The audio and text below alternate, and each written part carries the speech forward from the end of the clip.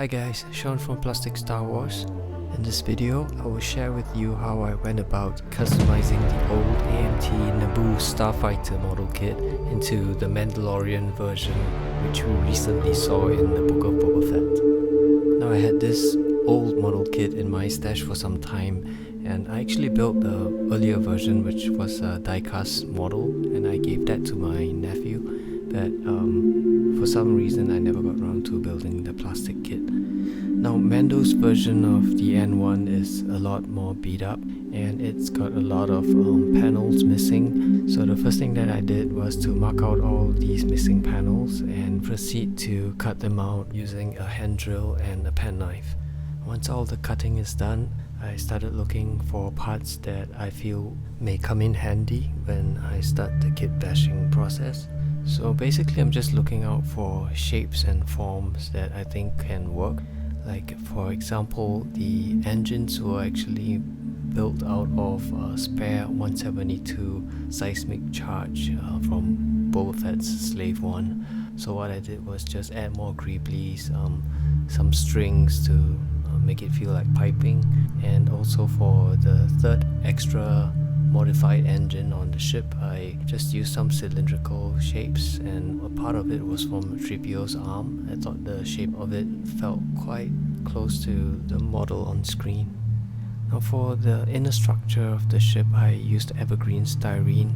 It's basically just cutting small bits of styrene and forming shapes that look somewhat close to an airframe. And basically just look for shapes that can represent parts that are seen in Mando's ship.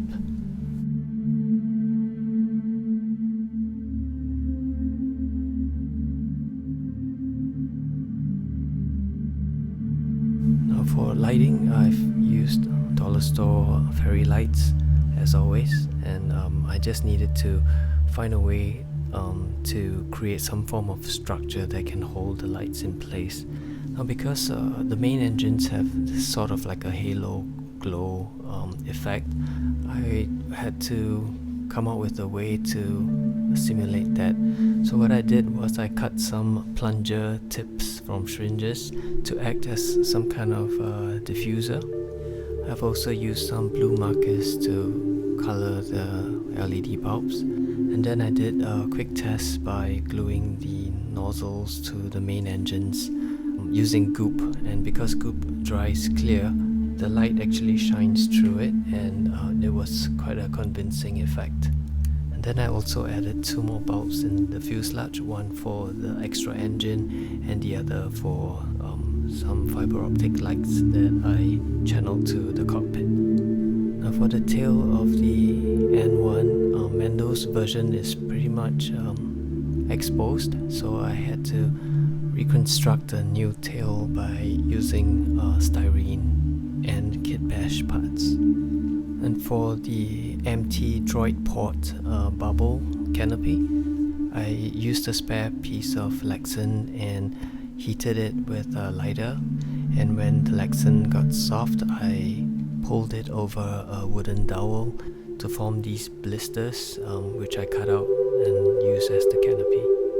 And I've discovered that there were some more details that were unique to Mando's N1, so I continued the kit bashing. And when the ship was complete, I started applying putty to the seams and began the process of sanding.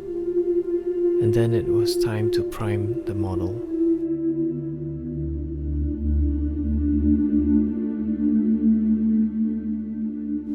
Followed by the first coat of chrome. Now at this stage I realized I made a mistake because I forgot to mask out the engine lights. Now luckily goop is easily removable, so I simply reapplied the goop and the lights came back on. Then I thought maybe it would be nice to have Mando in a pilot seat, so I converted the old Anakin Skywalker pilot figure to Mando by using epoxy and resculpting the body by chiseling away at it with a penknife. And once everything was in place, I started the process of weathering. beginning with diluted acrylic black wash.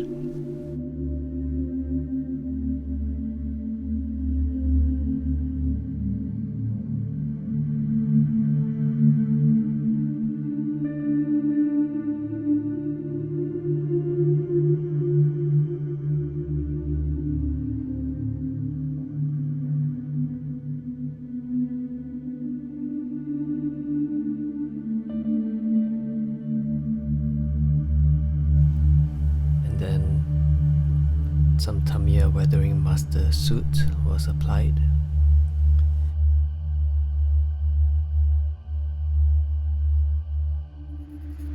And then I used some sandpaper and very carefully started to remove some paint at selective spots on the ship. That's because in the show Mando wasn't very thorough in his polishing.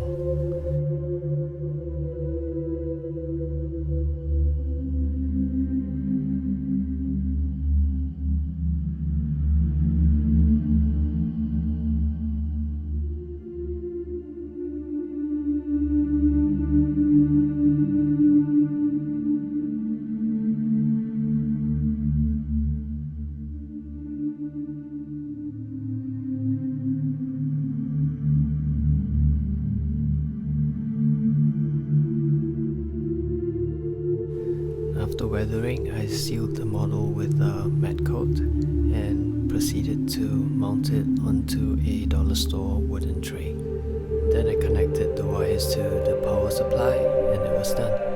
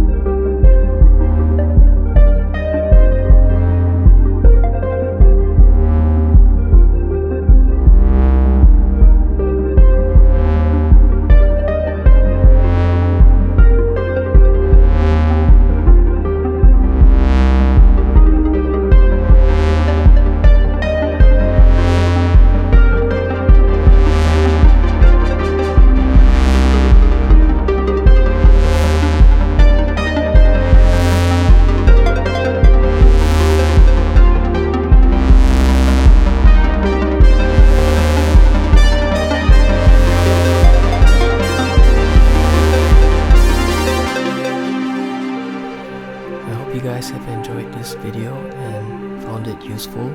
If you do, please do consider giving it a like and subscribe. It will help encourage me to create more content for this channel. Thanks again for watching, and as always, happy modeling.